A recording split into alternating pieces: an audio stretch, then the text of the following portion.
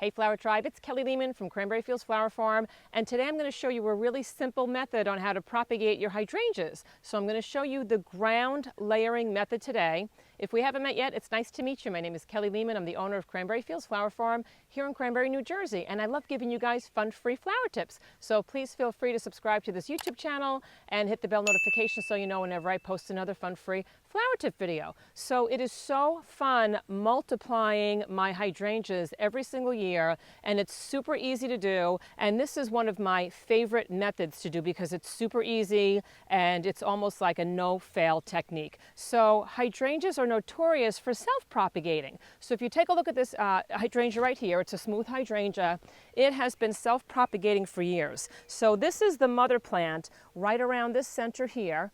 But you can tell that over the course of the last 10 or 15 years, it has just created more and more new plants. And you can tell that from the bottom here. So this is a brand new plant. There are all new plants over here. So basically what happened was these branches started dropping to the ground. They kind of, they get kind of low. You can tell this one's kind of low over here. And eventually what happens is when they touch the ground, a lot of times it'll start wearing away and then roots start to form, and then you wind up getting a brand new plant from the mother plant. And that happened all around the base of this plant. You can tell like all these were like little babies that are now beautiful, beautiful hydrangea plants.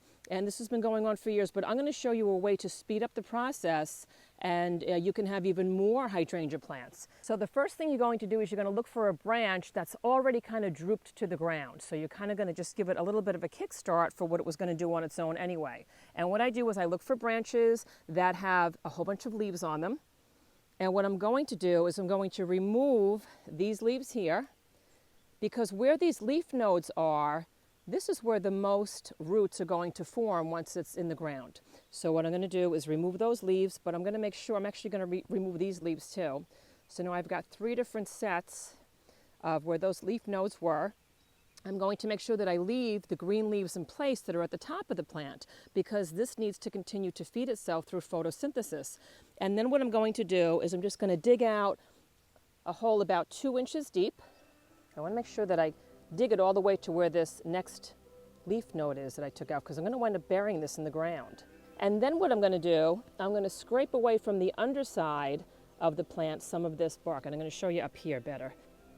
I want to get rid of some of that brown. I want to make sure I get near where those nodes were. I'm just hoping those roots get started when I do this. And now what I'm going to do is I'm going to actually just put it in the hole like this, and I'm going to bury it. But I'm going to show you a way to make this even faster. This is just like an extra set of steps. So if you want the easy way to do it, you put it in this little hole here, you cover it up with the soil, and then you're going to put a rock on top and you're done. But if you want to speed it up even more and guarantee your results, just, like a little bit, just get it in there a little bit better, you're going to place a little bit of potting soil into the ground. This is just going to help those roots to grow a little bit faster. It's not going to be so tough. Like sometimes that garden soil can be a little bit tough for roots to get into, but this soil is made for, little baby plants, so it's a little more gentle. And then on top of that, I'm going to do the extra step of adding a little bit of root hormone, and this is like a rooting powder. So I'm just putting a little bit of that rooting powder on here. And then I'm just going to, once again, dig like that little trench now, but now it's, nice and smooth. I've got that potting soil mixture in there. So I'm going to dig my little gully again. And then I'm going to lay this down in there, nice and gentle. I'm going to make sure I don't snap it off. And I'm going to bury it. Now notice how this green stem is sticking out. So this is really important. You want to make sure that you have that green sticking out. I've got this all in the ground. I'm even going to put a little bit of mulch on top of it. You don't have to, but you could, just to ensure that that moisture stays in. And then I'm going to put a rock on top of it. And this is going to make sure that it doesn't pop up. And guys, that's it. So within a couple weeks, and it does take a while, it might take like 2 or 3 weeks, this plant is going to start sprouting beautiful roots all by itself. And it's going to have, its own system that it can pretty much survive on its own after a while. But here's some, I think, some really great advice from the Flower Tribe. So we had been talking propagation last year, and some Flower Tribe members have written in that in years past, when they went to kind of dig up this brand new baby plant and move it someplace else in the garden, they found that when they kind of sliced into it, you know, it had its own root system, they sliced into it, they separated from the mother plant, and when they took it out of the ground and moved it to a new place in the garden, sometimes they didn't have success. But what seemed to really work was when they went to move the plant, they would slice into it, separate it from the mother plant, and then they would leave it in the ground. They would leave it right here in the spot for just a few extra weeks, maybe 2 or 3 extra weeks. And that kind of got that brand new plant used to being, you know, not so dependent on the mother plant.